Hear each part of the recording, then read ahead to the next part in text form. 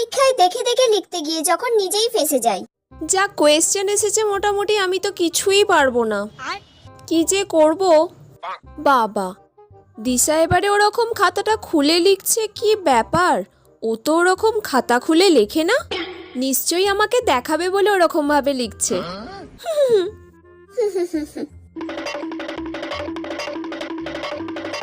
আজকে তো আমি সব কোয়েশ্চেনের অ্যান্সার দিয়ে দিয়েছি।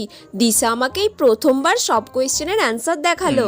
দিশা মনে হয় খুব ভালো মেয়ে হয়ে গেছে। রে দিশা, আজকে তুই ওরকম খাতাটা খুলে খুলে লিখছিলিস? তুই তো সবসময় চাপা দিয়ে লিখিস। হ্যাঁ, চাপা দিয়ে লিখে কি করব?